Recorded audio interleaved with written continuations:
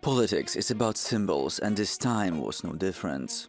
A recent military designation has sparked a major diplomatic crisis between Warsaw and Kyiv. President Volodymyr Zelensky named an elite special operations unit after UPA Heroes to honor their modern battlefield performance. And in response, Polish President Karol Nawrocki announced intentions to strip Zelensky of Poland's highest state award, the Order of the White Eagle. This dispute exposes deeply conflicting national narratives. What exactly is going on here? For Poland, the UPA, so Ukrainian Insurgent Army, is responsible for a campaign of genocidal ethnic cleansing in the 1940s that resulted in the deaths of an estimated 100,000 Polish civilians in Volyn in Ukrainian or Wołyń in Polish, so a historic region with deep Polish and Ukrainian roots. This violence also systematically targeted Jewish survivors who had escaped the Holocaust.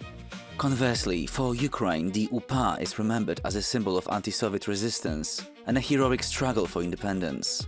And as Ukraine defends itself against the full-scale Russian invasion, this legacy of resistance is viewed as a vital tool for public resilience.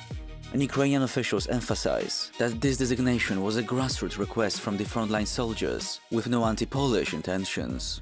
However, Polish leaders maintain that the memory of the victims is entirely non-negotiable.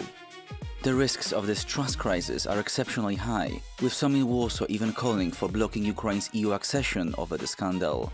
And public solidarity is also facing pressure, as this unresolved dispute risks breaking the bond between both nations. And addressing the tension, Polish Prime Minister Donald Tusk noted that both nations must prevent historical emotions from destroying their solidarity.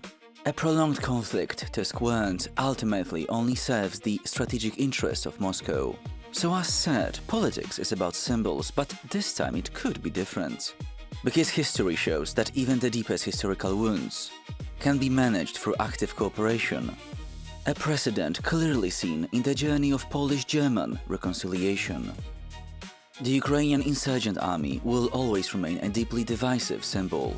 Yet, the shared security of both nations today depends on managing this historical pain together, rather than allowing the past to shatter their alliance. In Europe, there are many countries that historically were fighting with each other, but now they are able to cooperate. France and Germany is a good example. What do you think helped them to rebuild that relationship? Let me know what you think and see you tomorrow.